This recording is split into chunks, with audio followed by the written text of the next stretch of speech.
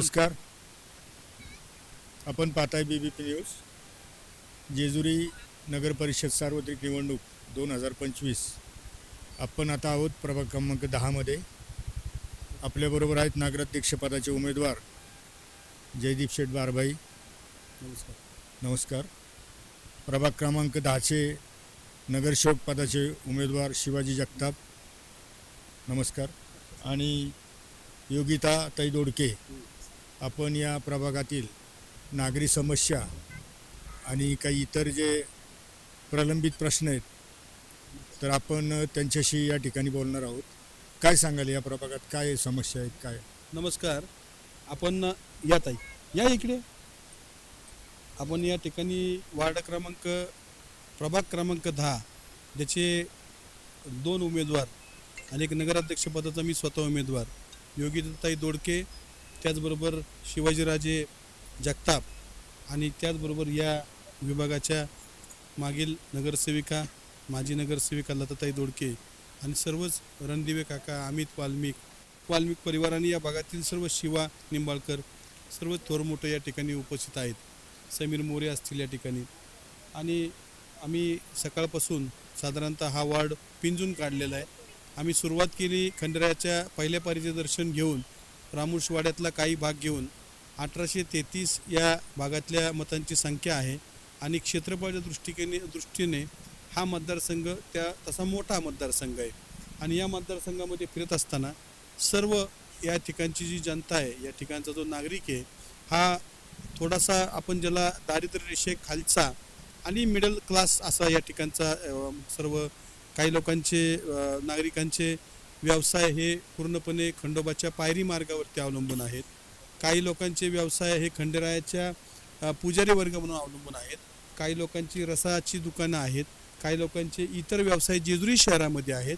त्याला लागूनच असलेलं आमचं त्या ठिकाणचं मोरे परिवार, काही गुरव परिवार, काही ठिकाणचा पुढं आला तुम्ही तर त्या दोडके सकट परिवार, पुढं आला तर वाल्मिकी परिवार, लक्ष्मीनगर, रणदिवे काका वगैरे ही मंडळी, शिवा निंबाळकर, असा हा सगळा परिसर आम्ही सकाळपासून फिरतोय.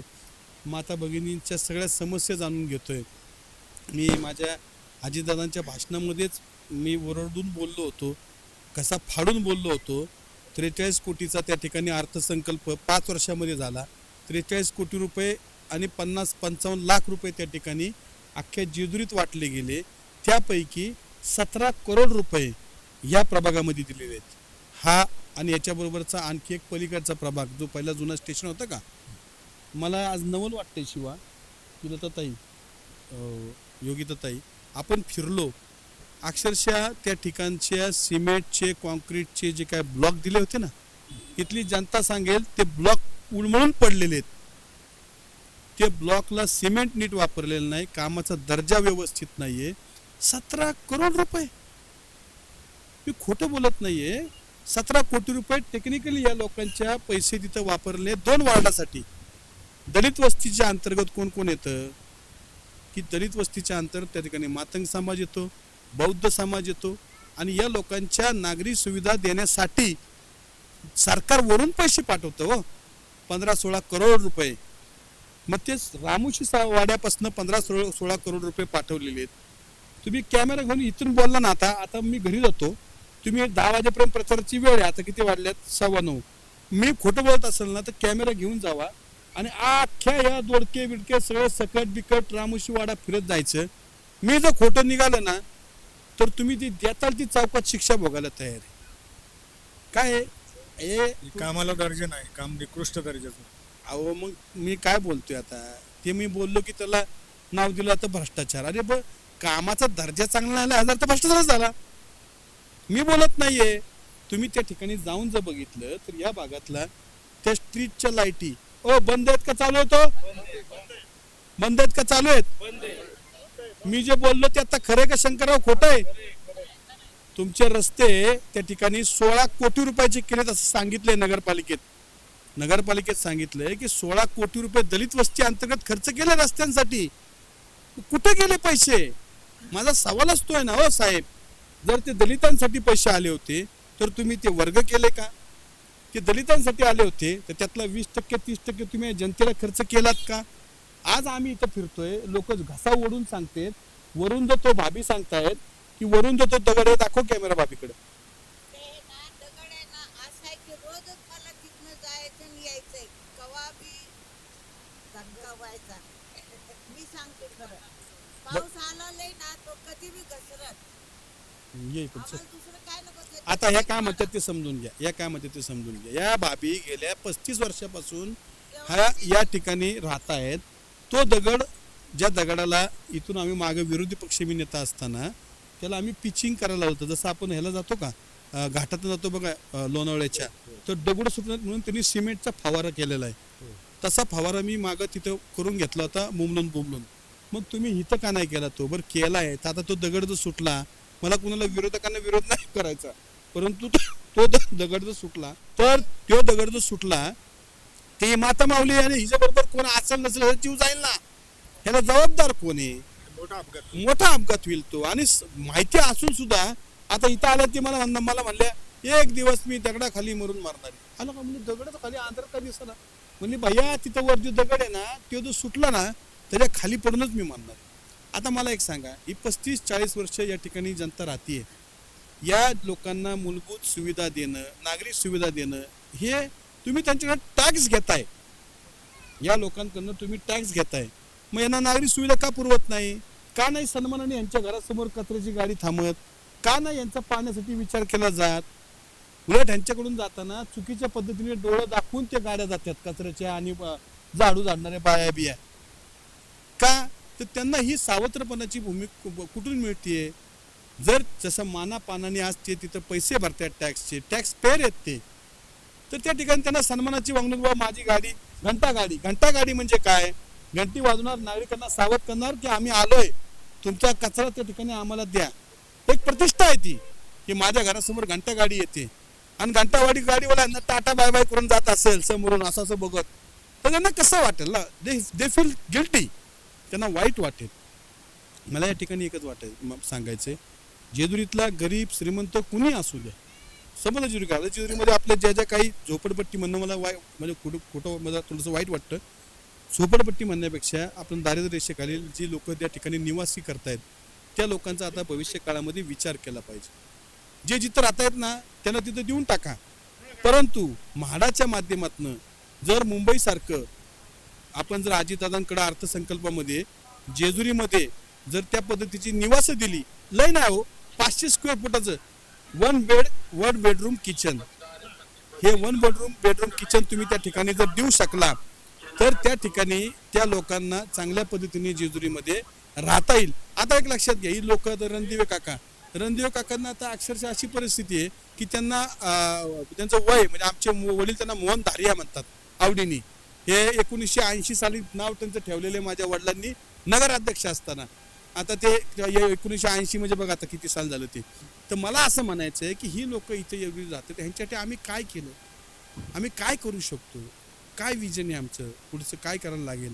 तर पुढं मला असं वाटतं जे जिथं राहत आहेत ना, सरसकट जागा मोजून घ्या लोकांची, काही करू नका आणि त्या लोकांना त्याचे तुम्ही सिटी सर्वेला नोंद धरून टाका. म्हाडाची स्कीम या ठिकाणी झाली पाहिजे. म्हाडाची स्कीम घरकुल योजना आता आहेतच की. आता ज्याच्यावर त्यांनी खर्च केलेला आहे, वारेमाप खर्च केलेला आहे. जशी श्रीमंत लोकांची 4-4 घरे असतात तशी गरिबांची पण 2 घरे असली पाहिजेत, एक लक्ष्मीनगरमध्ये आणि एक म्हाडाच्या स्कीममध्ये. तर मला असं वाटतंय या भागातले आपली जी लोक आहेत ना, ती घरं आहे ती अशीच राहून द्या, ह्याला काय करायचं नाही काका, ह्या घरांना असंच ठेवायचं. परंतु म्हाडाची जी स्कीम निघाल ना त्यात प्रायोरिटीनी या लोकांना त्या ठिकाणी घरं दिली पाहिजेत, म्हणजे भाभींना दगडाची भीती वाटणार नाही, भाभींना शांत चित्ताने भरून भाभी तो आपल्याला दगड हा अक्काबाई भाभी आपण तुम्ही मी लहानपणापासून मला ओळखताय, आपण ह्याच्यामध्ये करूया. आणि बघा हे काय, हे मूळ कुठे आहे माहिती का, याचं मूळ एवढंच आहे, दरवेळेस आमच्यासारखी लोक येतात, यांना आज आश्वासन देतात. ती ताई बरोबर बोलली की निवडणुका आल्या, प्रज्ञा काय ना ताईचं नाव आहे ना, निकिता ताई बरोबर बोलली की दरवेळेस पुढारी येतात आणि यांना आश्वासन देतात आणि आश्वासन झालं की टाटा बाय बाय. 6 महिने फक्त लाईट लागली, लाईट नाही फिट नाही काय नाही, आम्ही आमच्या अंधारातच आहे. मग आम्हाला कुणी या, आम्ही त्यांचा जय जयकार करू, पण आम्हाला एक खांब तिथं तिथं टाका. आता लाईटची बिलकुल नाही का? लाईटची व्यवस्था नाही. light. अजिबात लाईट नाही, काय नाही. सोलर, तुम्हाला सोलर जर बसवून दिला तर चालेल काय का? ती सोलरच बसवल्यात, त्याला क्वालिटी नाही का? काय नाही बंद आहे. लागत नाहीत का? नाही, कधी या तुम्ही 6च्या पुढे या आणि बघा, लाईटच नाही येणार. किती दिवस चालले ते सोलर? किती महिने चालले? एक 5-6 महिने चालले, नंतर बंद पडले. आम्ही सगळ्याला सांगतोय, कोणी दादच घेत नाही. सोलरचं काय तुम्हाला काय माहिती आहे की नाही सोलर बद्दल? अहो मी आता साहेब मी तेच म्हणलो, तुम्ही जाऊन फिरा. जेवढं ते सोलरचा एक पोलचं किंमत काहीतरी 50-55 हजार रुपये आता लावलेली आहे. ते एकाच वार्डामध्ये जवळजवळ 5-50 बंद पडले असतील. सगळेच बंद आहेत, सगळे बंद. किती महिने आले? हे दाखव भाऊ. 8 दिवस सोलर लागला त्याच्यावर पण द्या. किती महिने आले? किती दिवस चालला? 8 दिवस फक्त चालला त्याच्यावर बंद पडला. लावलाय? पहिल्या स्टार्टलाच लावला. किती वर्ष? 2 वर्ष? वर्ष होऊन गेलं. नाही, वर्ष नाही. हा वर्ष नाही, 3-4 वर्ष झाले आता. हा 4 वर्ष झालं. 4 वर्ष झालं. म्हणजे कोविड नंतर सोलर लावले. हा नंतर लावलं. त्याच्यावर महिना 15 दिवस फक्त चालला, त्याच्यावर बंदच या. अजिबात लागलाच नाही. कामाच्या मुळे हे होतंय. हे लावल्यानंतर 2-4 महिने 10 दिवस चाललं, मेंटेनन्स पण त्याचा केलेला नाहीये. मग मी जे बोंबलून सांगत होतो ना, ते तेच होतं की जेजुरीमध्ये लाखो कोटी रुपयाची जी, त्यापेक्षा त्या लोकांना रीतसर आपलं गावरान ठेका, त्यांना आपलं एक लाईट, आपली स्ट्रीट लाईट, त्याला ते तसलं ते दांडा, ती पुढं आपलं ती लाईट, पुढं लाईट आली आपली, संध्याकाळी कोण चालू करायला आलं, बटन टाकलं की चालू, सकाळी परत बटन बंद. हे कुणी लावलं तर उद्योग करायला? शेती किती खर्च आहे याच्यावरती? किती खर्च झाला? आता मी त्याची पूर्ण माहिती नाही घेतलेली, पण जेवढा झाला तेवढा वाया गेला का नाही? मी म्हणतो XYZ, त्यात भ्रष्टाचार झाला नाही झाला ते देतं, ते ज्यांनी बघावं त्यांनी बघावं. पण ही लाईट लावली, ह्याच्याऐवजी जे पहिले जुन्या काळी असे बल्ब यायचे, त्याला सोलरचे पुढं सॉरी त्याला परत काय ते CFL यायची, तिथपर्यंत LED यायची, तिथपर्यंत ठीक होतं. आता हे सोलरचं अख्खं पॅनल ठेवून लावून त्याला त्याची ते व्यवस्थित निगा तरी त्याची त्या ठिकाणी राहायला लागायला पाहिजे होतं ना. हे फक्त चालू केला ना लगेच चालू होईल. पण त्याच्यावर लक्षच दिलं नाही त्यांनी काय आता. मेंटेनन्स केलं नाही. मेंटेनन्स केलं नाही अजिबात. फक्त लावण्याचं काम केलेलं आहे. आता या ठिकाणी मला त्या गोष्टीवर नाही बोलायचं. आपण नागरिकांच्या समस्येबाबतीत बोलतोय आणि त्याच विषयावरती आपण सकाळपासून संध्याकाळपर्यंत ते ऐकतच चाललोय. एक बाजूला टिप्पणी या ठिकाणी होतीये की ज्या ज्या समस्या आहेत या भागातली, मला आल्यानंतर मूळ आता त्यांना 2 ते 3 महिने आले, लाईटच नाहीये. बघा, मी हॅलोजन लावलं. तुम्ही आता हॅलोजन लावलं. तुम्ही आता या भागामध्ये हा जो प्रभाग क्रमांक 10 आहे, त्याच्यामध्ये ही जी आपण झोपडपट्टी म्हणण्यापेक्षा दुर्बल घटकांची दुर्बल तर यांच्यासाठी तुम्ही आता काय म्हणजे या ठिकाणी काय सांगता? आता यांच्या ठिकाणी एकतर मरणाचे पैसे येतात. तुम्हाला खरंच सांगतो, 15 आणि 16 कोटी रुपये म्हणजे काय साधी आहेत का हो? हा, खरंच त्या ठिकाणी मोठे पैसे येतात. ते जर प्रामाणिकपणे विदाऊट भ्रष्टाचार करता ते जर येणाऱ्या लोकांनी जर वाटले आणि त्याची कामं केली, त्याच्यात व्यवस्थित टेंडरिंग केलं, त्याला दर्जा व्यवस्थित ठेवला, 16 कोटी रुपये छोटी रक्कम आहे राव, मोठी रक्कम आहे. आपण 50 कोटी आणू, पण मी सुद्धा 50 कोटी आणल्यानंतर त्या ठिकाणी त्या 50 कोटीचं व्यवस्थापन व्यवस्थित होतंय का? त्याच्यावर कोणतरी डालना मारू द्या. म्हणजे आम्ही खातो लाथा यांच्या सगळ्यांच्या, या जनतेच्या. म्हणजे पहिल्यांनी तेच केलं आणि तुम्ही बी तेच करायला आता आमच्यावर राव. म्हणून कमीत कमी त्या येणाऱ्या दलित वस्तीला काका, क वर्ग नगरपालिका आहे, प्रकाश काका काही करा, 5-50 कोटी रुपये यावेळेस आपण आणू. पण 50 कोटी रुपये मी जबाबदारीने तुमच्या चॅनलवर शिवा सांगतोय आणि ताई सांगतोय, त्याच्यामध्ये कुठल्या पद्धतीने जर ती कामं चांगली नाही आली तर मी स्वतः या नगरसेवकांच्या विरोधात आहे ना ईडीकडे चौकशीची मागणी करणार आहे. हे निवडून आले म्हणजे गावाला तुम्ही निवडून दिलेलं, तुम्हाला पैसे खायसाठी नाही निवडून दिलेलं, तर या जनतेची सेवा करायसाठी निवडून दिलेलं आहे. किंवा आता आले तर समस्यांची यादीचे ठीक आहे. दादांनी जर सांगितलं, अजित दादांनी, तुम्ही का लगेच निवडून आल्यानंतर सोन्याची कांडी फिरवणार नाहीये, जादूची कांडी. तसं जेजुरीमध्ये आल्यानंतर सत्ता समजा जर का आली भविष्यामध्ये, तर या या भागामध्ये, लक्ष्मीनगर भागामध्ये जो काय निधी येतो तो मी प्रामाणिकपणे, या सगळ्यांनी असं म्हणलं पाहिजे, तो मी प्रामाणिकपणे वापरेल, त्याची मी उधळपट्टी करणार नाही. अशा मी तर म्हणतो शपथ घेतल्या पाहिजेत नगरसेवक नगराध्यक्षांच्या. आणि व्हिडिओ शूटिंग वरती या लोकांना दाखवलं पाहिजे सगळ्या इथल्या जनतेला. नाही, निवडून आल्यानंतर आपण तो वेगळा कार्यक्रम शपथविधी तो घ्यायला लागणार की जेजुरीच्या जनतेला उपाशी तापाशी लोक खुर्चीवर बसून उपयोग नाहीयेत. ते परत पहिले पाडे 55 काय दूध बसतील. त्यापेक्षा 17-18 कोटी रुपये मागच्या वर्षी दलित वस्तीला मिळाले. काय ती अवस्था आहे. तुम्ही जावा एक चॅनलवरती, उद्या कुणी जावा, माझं आव्हान आहे त्या ठिकाणी. ही जनता आहे ना, ही उभी सुद्धा करणार नाही. त्यांना ताकद असेल ना फिरून दाखवा या वार्डामध्ये, त्यांनी ताकद असेल तर फिरून दाखवा या टायमिंगला. हा जयदीप बारबा इथं उभा आहे माझ्या नगरसेवकांना घेऊन आणि छाती ठोकपणे सांगतो, माझे दोन्ही नगरसेवक निवडून द्या. या ठिकाणी मताधिक्य द्या जयदीप बारबाईला. या दोघांचे कान नाही पकडले तर मला बोला तुम्ही. यातला एकही नगरसेवक पुढे जाऊन भ्रष्टाचार करणार नाही. एकही नगरसेवक तुमच्या हाकेला या ठिकाणी उभा असेल. आणि या दोघांनी काय जे केलं तर मी आहेच ना, मी तर आहेच ना. यांना यांची परमेश्वर शिक्षा देईल, पण नियती आहे. मी त्या ठिकाणी जबाबदारी घेतो. तुम्ही जेजुरीचा 1 ना 1 रुपयाची दलित वस्ती अंतर्गत या ठिकाणी दलित लोकांसाठी ते काय दिलेले आहेत. गोरगरीब दुर्बल घटकातील लोक आहेत, ते काही श्रीमंत लोक नाही आहेत. तर माझी त्या ठिकाणी या तुमच्या चॅनलच्या माध्यमातून विनंती राहणार आहे, या भागातील लक्ष्मीनगरच्या लोकांना फक्त आश्वासनच दिली गेलेली आहेत. 10 वर्ष यांच्याकडे कुणी फिरकलेलं नाहीये, ना पाणी ना गटर ना कुठली. 40 वर्ष कोण म्हणजे त्यामध्ये दुर्लक्षित असा हा भाग आहे. तर आता जर तुम्हाला यांची मतं हवी असतील, आता जर आम्हाला यांची मतं हवी असतील तर निश्चितपणे येणाऱ्या काळामध्ये या लोकांच्या ज्या मागण्या आहेत तो जो कोण पूर्ण करेल त्याच व्यक्तीला ही लोक मतदान करतील. अन्यथा त्या ठिकाणी मतदान होणार नाही, अशा प्रकारचं या ठिकाणी या लोकांचं म्हणणं आहे. आणि पाण्याचे वाल मागं 2 आहेत. 24 तास मोकळं पाणी आहे तिथं. मागच्या बाजूला पाण्याचे वाल आहे. ते खाली त्या रामस्वागत सोडलं ते पाणी पूर्ण मुरतंय पाणी मागं. झोपडपट्टीच्या मागे. ठीक आहे इथं आपल्या साहेबाबा मागं गटर नाहीत का? गटर नाही, जाग्यावर मुरतंय पाणी.